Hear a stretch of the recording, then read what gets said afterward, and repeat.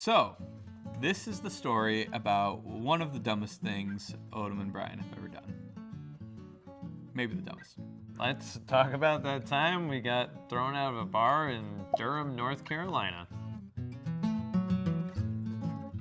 But I think before we start talking about that, we got to talk about why we were there in the first place. We had just sold the Warp Zone to Alloy Digital. It was an exciting moment for us.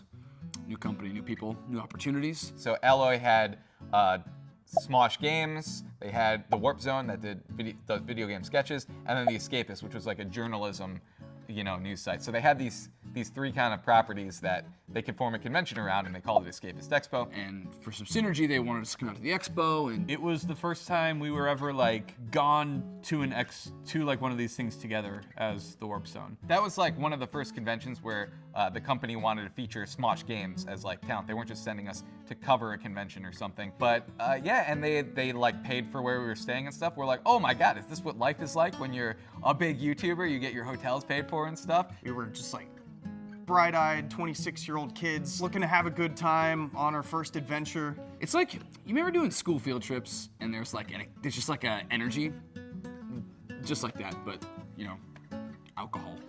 I think that's probably what led to us going maybe just a little overboard while in North Carolina, but man, did we have a lot of fun.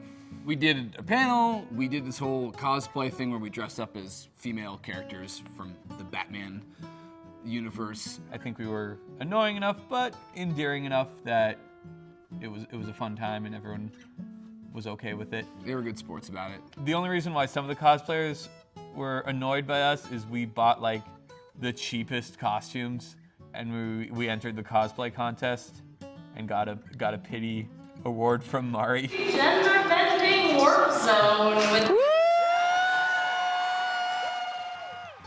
Some of the most well-known videos on the Warp Zone is our music videos, and in trying to find ways to integrate us into the event, they suggested we join this concert that they were having with Miracle of Sound, and I think there was another act as well. And so they asked if we would open for them. And we're like, what if we played one song? They're like, yeah, sure, that'll be fun. And we were like, we've never performed live before, but we could probably whip together one of our songs. We picked One Ring because it was a song that we were all in. One Ring was a One Direction, One Thing parody. Get it? Because thing and ring rhyme. I had heard that the Warp Zone was playing, and I'm like, oh man, those guys, can get up on stage and play a show. I'm like, that's awesome. We gotta go see them. The venue was just providing us with drinks. And we partook in those free drinks. I'm pretty sure I downed a couple beers to calm the old nerves. It was just flowing, and we were both excited and nervous, so we were kind of drinking as much as we could get our hands on. It felt very cool because it was a cool venue. Real rock bands have played there. So we're like, oh yes, we're in the presence of greatness, and we're gonna sing a Lord of the Rings parody song. Ah, we are equals. I remember Davis was extremely anxious about it because he just gets crippling stage fright. I have a lot of stage fright, and I really didn't want to do it. And I'm also not a good singer, and I'm not supposed to look at the camera, but I'm just doing this to illustrate the point that it was very uncomfortable for me. It's funny, I say he gets crippling stage fright, and then we get on stage and he just crushes it. He finally is in that moment with the crowd and just feeding off of the energy, and he did awesome. Horrifying. Yeah, once we got up there, it was a lot of fun. Fed off the energy of the crowd. Everybody was into it. I did my Gollum attempt. This is a good crowd. They're nice and drunk too. We weren't drunk yet. We were tipsy. We were professionally tipsy. And then after we were done performing, We were feeling really good, really fulfilled and awesome. We're flying really high, and we meet up with Smosh Games, I think, at this point. You wanted to celebrate, and I remember very specifically the name of the shot you wanted to celebrate with. It was called Surfer on Acid. The Surfer on Acid is a delicious drink. It's a shooter. I forgot all the ingredients that are in it, but Jaeger's in it. I remember Jaeger's in it. And pineapple juice. Wow, it's coming back to me. it's like very sweet and you can't taste a lot of the alcohol. It's just an easily to digest thing. And you don't even realize how much you're having. We buy a round or we get comped around for everybody. You're like, yeah, get in here, do the shot with us. And, you know, we did a shot. You guys bought another one. And I'm like, these guys have bought us 2 rounds of shots. Smosh Games, we need to step up. I'm like, another round of server on acid. Lasercorn, at least at the time, had like a leprechaun curse where if ever anyone bought him a drink, he was like honor bound to buy them back. And since the Warp Zone had bought me a round of shots, I bought the Warp Zone guys a round of shots. And then they bought me another round. And then Lasercorn bought another round. And so we got into this loop where we were just buying each other these shots, and they were tasty. They didn't taste like you were getting drunk. They tasted good. I'm like, oh man, this is like doing shots of candy. But it wasn't candy. It was alcohol. It was alcohol, and it got us fairly drunk. So by this point, we're all having a really good time, and we decide, you know, let's keep the night going. So we go out to another bar. And that's where things got less organized, less structured, and more hooligan-y. Is hooligan-y a word? Yeah, it got a little hooligan-y. Joven unfortunately didn't make the pub crawl. He started pulling on my shirt, and I turn around, and it's just Joven staring at me, going, "Home, home." He was broken. He was a broken guy. So we did what responsible 20-somethings would do, and we threw him in a cab and said, take him to the hotel, and I think just gave him money and hoped that was enough. Like, we just threw the cab driver cash or what, but it's basically, here, take him home. He's had enough. So we lost Joven. But then we headed out on our pub crawl. We leave the bar, we're walking through the streets of Durham. It's definitely all the Warp Zone guys and at least Mari and Lasercorn still. And we got on the topic of like how Brian and I are really good at fake fighting. Odom and I are just bragging and saying, oh, we're so good at fake fighting. Like, we used to do it all the time in high school. Like, you have no idea, Lasercorn. You have no idea how good at fake fighting we are. Just totally bragging about this totally stupid thing. I think the reason Odom and I are proud of it is just because, at least with me in particular, I am not a very brawny person. I am not a good fighter. So at least being able to act like I'm a good fighter is maybe my version of being masculine.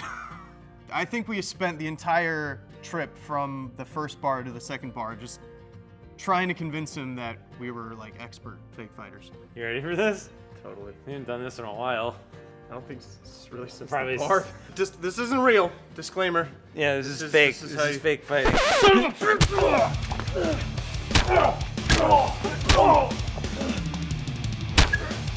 Suplex! No! Oh God! Here, I'll just put you back down. Okay, there you go.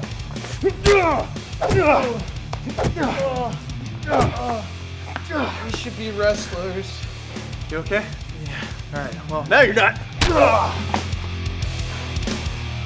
So. Yeah, Odom usually won. I think what makes us so good at it is that we're really good at like throwing our heads back. I know everyone thinks this is a really dumb and ridiculous skill also to be proud of, let alone have, but it has come in handy in Warp Zone videos.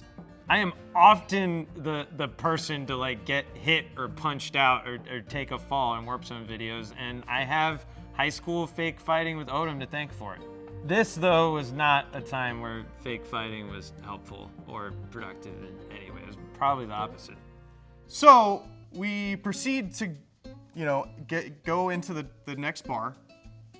And at some point, I think Lasercorn just gets tired of us like trying to explain how good we are. And he's just like, You must do that now. Do this now. I want to see this fake fighting that you do that people actually believe is a real fight. So Lasercorn is totally with us at this point. And he's just like, no, I don't believe you. You guys aren't good at fake fighting. Oh, yeah? Yeah, we'll prove it. We'll prove we're good at fake fighting. As if we're getting in a real fight. We're gonna fake fight right now. All right, yeah, we'll show you. rest of the group, they're up at the bar, they're ordering drinks. We're still in like just me, Brian, Lasercorn, just having this debate about how good we are at fake fighting. We decide to give Lasercorn a little show, and so Odom and I grab each other by the neck, and we go into our little show, and I think we get one punch off before we are just grabbed by like the back of our necks by 2 security guards. This guy comes up out of nowhere from behind, puts me in like a headlock, and throws me off balance. All of a sudden, I'm just sort of leaning back, and I'm at this guy's will. He just has complete control over my body, and he just starts dragging me backwards. We were thrown out the door before I even realized what happened. It was so swift. I'm not processing any of this. I'm a little drunk, and I don't really know what's going on, but then I see a bouncer behind Brian also grabbing him. These huge dudes just came in and like put us in like chokeholds. I'm like, no, they're not really fighting. They're doing this fake fighting thing. They explained it all to me beforehand, and I put my hand on the bouncer, which was the wrong move, because then I also got thrown out of the bar. They don't give a shit.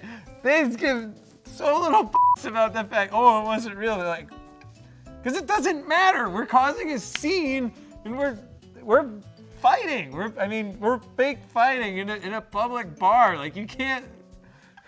Looking back on it, it's so dumb. They all just like sort of toss us out the front door.